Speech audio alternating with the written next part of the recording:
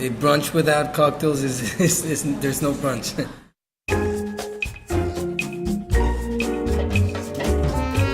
Welcome to the Lush Life podcast. I'm your drinking companion, Susan Schwartz, and I bring you the how-to guide for living life one cocktail at a time.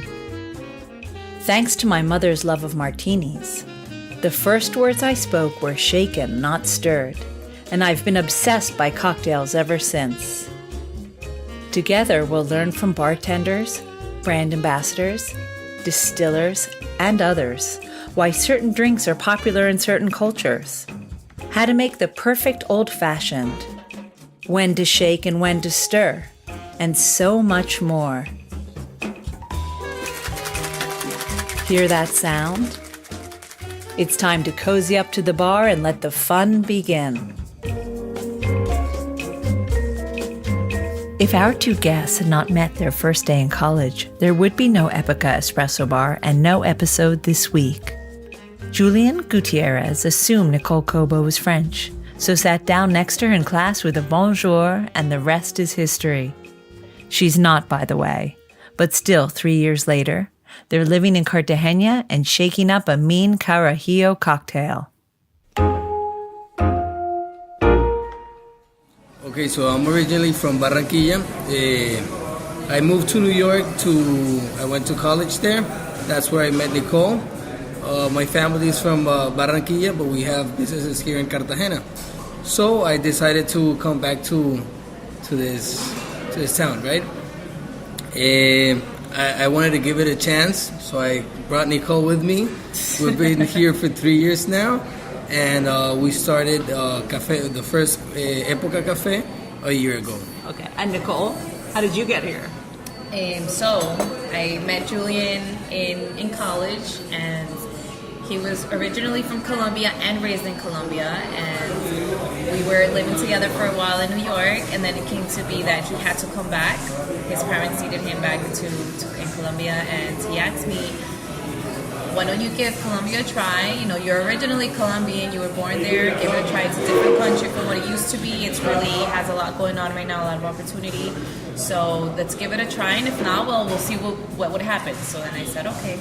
Okay, I have a question. Obviously, you went to a college with lots of people. Did all the Colombians get together and know each other? Not at all. He thought I was French. And it was very disappointing. You always say that. Did you speak French? Like, were you prepared if she had been French? I lived in Paris for a couple of months. So you thought, I'm going to my French is going to get better? No. You were very late to class, actually, that day. It was like the first day of class. He was late, really late. He literally stood in front of the class, like, to see where to sit, and then he chose to sit next to me. Like, the class, there was a lot of available seats. And then this is what he says, and he thought I was French. I don't know. All right. Well, she's Colombian. Obviously, it worked out because it's 3 years later. Right. Right. How did you feel about coming, I guess, back to Colombia? I was excited because we had visited before moving to meet his family and to spend some time here in Cartagena. It was actually for December. And it was really, I fell in love with the city. I thought it was really magical and really romantic. Cartagena, I would say. But then it's different when you move to that place, right? So moving here was a little scary. You know, I'm just used to a much faster paced life and just certain things. And here it was a lot more, I had to have a lot more patience with things. But it's just been, honestly, it's been magical living here. It's taught me a lot. And did you know that you wanted to start Epoca right away when Not you got at all. here? No. Not at all. What did you come to do? I was a real estate broker in New York, so we have a few properties that we manage here, and we started with that. And I started working also with a family business. After 3 months, I was tired of working with my family, and we started traveling for her birthday. Within Colombia. Within Colombia, of course. So we went to the coffee region, to Armenia, Pereira, and so why not do a coffee tour? The guy, he took us to the farms, and we started chatting with this coffee farmer, and we realized that he only produced 10% of his farm, that it was specialty coffee. And we started asking why. He told us that he didn't have a market, nobody to sell the specialty coffee because nobody wanted to pay a reasonable price for that one. So he had to sell that coffee as of the price of the commodity coffee, that it's way lower. So we were like, wow, we want to help this guy, you know? And did you taste it right away? Or people Cool. like him. Yeah. I've always drank coffee, but then seeing what was behind all of this, we had no idea, like, you know, what these coffee farmers were going through and everything. And we said, they have such a good product, and they just need that person to connect them to the table. Let's try and do that, you know. And the coffee. I mean, Colombia has like the number 3 best coffee in the world. So I mean, that was just like an idea that just sparked. Right. But I think what connected everything too was that we had been working with a lot of tourists that would come to Cartagena, because at first we started managing properties and doing like rentals for vacations and all that, and they would always ask us, what is there to do in Cartagena?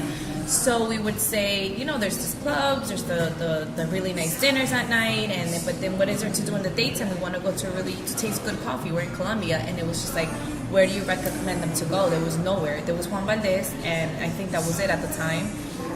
And it was interesting. I was like, there's actually a market for this, and there's nothing in Cartagena. Let's get into it. Let's educate ourselves in the whole coffee industry, and let's see what we can do with that in Cartagena, because we first wanted to open a restaurant. We had that really like sure in our mind. We just didn't know what type of food we wanted to offer. We wanted to bring something different here. And I think it was just a combination of all these things just happening. Like, it was just destiny just when putting these things, you know, together, and then we just fell in love with the whole coffee world. Right. And so when we came back from the trip, it was like, let's start a coffee shop. It was like, what do you know about coffee? Nothing. I didn't even drink coffee at the moment. So it was like, okay, so we're gonna go to barista courses. Sure, why not? We went to Bogota. I started I Googled like best barista school in Colombia, and then we found this place in Bogota. It was like, yeah, let's give it a chance. If we really like it, we'll open the coffee shop. If not, we'll just look for something else. So we went to Bogota, we did the course and everything, and suddenly I was drinking like 5 cups of coffee a day. You just never slept. I never slept. So it was like an intense course, and then we looked at each other and it was like, okay, Obviously you fell in love with it. Yeah. I think this is our thing, what it you know? is. Yeah. And something else that we were always really passionate about is, like, you know, the typical brunch place in New York on a Sunday. What do we like to do? We like to go have a nice brunch daytime. You have some cocktails, you have a nice coffee. There was nothing like that here. Like, it was either you get really dressed up at night to go to a really nice dinner restaurant, or that's it, or breakfast at the hotel. There was nothing in between, and we're like, well, maybe this whole brunch, we can bring the whole brunch culture into Cartagena as well, hand in hand with the coffee, and everything. Just all these ideas just started emerging, and we just started putting everything together, and Epoca was born. Is that why you thought of having cocktails as well? Because of your life in New York and remembering Of course. cocktails? I mean, a brunch without cocktails is there's no brunch. There's no brunch, So, and like, you know, cocktails like mimosas and Bloody Marys and are so Aperol refreshing. Spritz. Aperol, and it's hot here, you know. So it's like, how do these places don't offer a nice refreshing cocktail with your lunch or brunch, you know? And then we just decided we were sure we wanted to have cocktails in Epoca. So always. who thought of the cocktails? it was It was a combination. yeah. We always, every time we travel, we're big foodies. So we always are looking for the best restaurants, where the people are going, and we always look for the best cocktails, always. And also, obviously, the whole coffee thing. And I don't know, every time we travel, we always go looking for the best bars. We always go to these, like, speakeasies, I would say, like these secretive places where, like, nobody really knows. What was the name of this place in New York we went to last Attaboy. time? Attaboy in New York. That's the type of stuff we look for, you know? And Right. we really ask around, like, locals, where do we go? We also look online. We do a lot of research. And I think the ideas of the cocktails that we brought over to Epoca is a collection of all these places we've been to, all these cocktails we've tried all over. And of course, what we like, you know, I think it's an extension of what we like. So, for example, we infuse the mimosas with corozo. I don't know if you know corozo. It's like a little. It's like a berry. So it's very. ¿Cómo se dice amargo? It's a little bitter. It's a little bitter, but it's almost like a mora. ¿Cómo se dice mora? Passion fruit. No. ¿Cómo es la mora? It's like a berry. It's like a berry.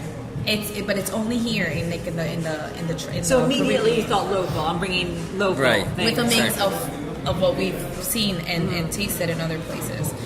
So our mimosa is not like just a typical mimosa. It's una mimosa de corozo, which is a very typical fruit from Cartagena.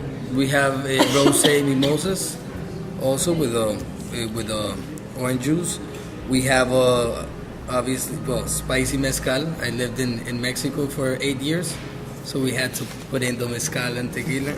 And he's big with the mezcal. Every time like we go somewhere, he's always trying to, what mezcal do you have? He likes to have it straight. So having a cocktail with mezcal was really, really key. Right. And spicy, because he loves spicy. Right. Of course, the very important Espresso Martini, that it's very good here, and the Carajillo Epoca. But there's something special in your espresso martini, right? Yeah, no. In the Carajillo Epoca. So the Carajillo Epoca, it was a creation that we did here in Epoca. It's a shot of espresso. It's aguardiente. That it's like anise. It's an anise, like an anise. Which is the Colombian drink. The really. Colombian drink, exactly. Sugar cane, and we smoked it with rosemary. We smoked the glass with rosemary. So it's a little coffee kicker with the drink. What else do we have? And it's very typical of here. I would say everything we put in it, like, you know, the coffee is very typical of Colombia, and then as well with aguardiente. So I think that it made like a really good mix, and it's amazing. Like when you actually we're sitting in your second shop, which you just opened Right. yesterday. So obviously the first one was very popular. Yeah. When did you know? Oh boy, we've got it. We hit it. The nail on the head, and it's been a success. The first month, things looked very good. So it was really right from the beginning. Right from the beginning. it was really quick. We didn't expect it to be that quick. We honestly thought it was going to be like a 3-month, 2-month. And then once the first month happens and we saw how good everything went and how happy our clients were, the relationship we held with those clients, they would write to us when they would go back home. A lot of them were not from Colombia. And it was just, I think that's when we realized, like, this is really special. Something really key that I see, it was the relationship between price and quality. In Cartagena, everything is very expensive. Either you go somewhere and spend, I don't know, 150,000 pesos to eat 2 people. There's no way you can eat casual in a nice place, nice ambience, for a decent price. So I think it was like a good formula to maintain the place busy all the time and happy clients.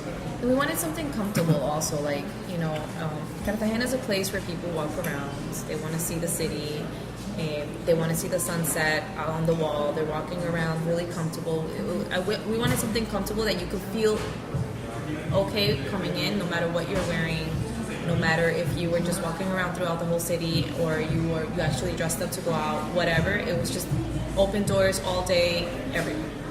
And that was something really important because it's a little annoying sometimes when you're like touristing around and then you want to like just grab something to eat or to drink and then you have to go home, get ready, go out. It's like the whole protocol. It was just a little annoying. We wanted something like really comfortable for whatever day, whatever time. Just come in. Well, obviously you hit on something, so it's fantastic. So I want to try that espresso martini. Can we go to the bar and try it? Yeah, course, let's do it. definitely. Thanks so much to Julian and Nikol for showing me around their second Epoca. If you're headed to Cartagena, don't miss brunch at theirs. Now, as well you know, it's time for our cocktail of the week. Julian and Nikol have combined the classic espresso martini and the Carajillo cocktail to make their own Carajillo Epoca. You too can make it at home as long as you have Aguardiente, the Colombian national spirit, like grappa with a slight anise flavor to it. Now mix all the following ingredients in a shaker full of ice. 1.5 ounces of aguardiente, 1 ounce of espresso, 1 ounce of sugar cane syrup, and 1 ounce of acacia, which is like cinnamon. Stir all the ingredients together. Then smoke the glass with coffee parchment. And then pour everything into that glass. Sip slowly, as a few too many, and you might try your hand at writing the sequel to Love in the Time of Cholera. You'll find this recipe and all the cocktails of the week on alushlifemanual.com, where you'll also find all the ingredients in our shop.